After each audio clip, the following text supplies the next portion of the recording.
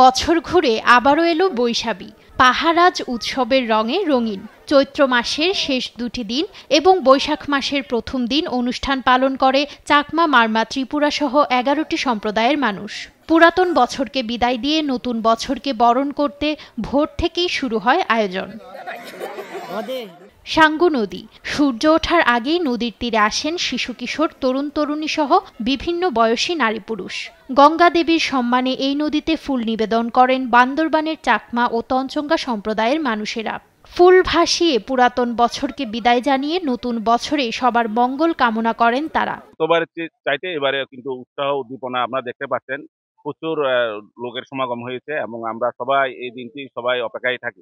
আমরা ফুল ভাসিয়ে আমাদের পুরোনো বছরকে বিদায় দিয়ে আমরা নতুন বছরকে বরণ করে থাকি। পাহাড়ি, ক্ষুদ্র নৃগোষ্ঠী, আদিবাসী, পাশাপাশি হচ্ছে বাঙালি ভাই বোনরা, তারাও কিন্তু এই উৎসবে কিন্তু অংশগ্রহণ করতেছেন। খাগড়াছড়িতে চাকমা ও ত্রিপুরারা পাহাড় থেকে ফুল সংগ্রহ করে।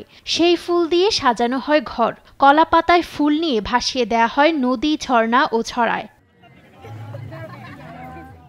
এ সময় পাহাড়ে হানাহানি ভুলে সকল সম্প্রদায়ের মধ্যে শান্তি ও সম্প্রীতি কামনা করেন অংশগ্রহণকারীরা।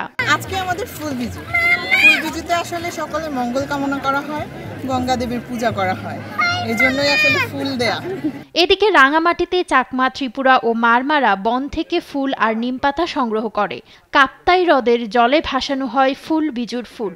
নতুন বছরের জন্য শুভ কামনা জানিয়ে ও বিশ্ব শান্তি কামনা করে গঙ্গা দেবীর নিকট প্রার্থনা করা হয়। পুরানো বছরে যত গ্লানি আছে সবকিছু যাতে মুছে যায়, আর নতুন বছরকে আমরা স্বাগত জানাই। ফুলের সঙ্গে ভেসে যাবে পুরনো বছরের দুঃখ বেদনা।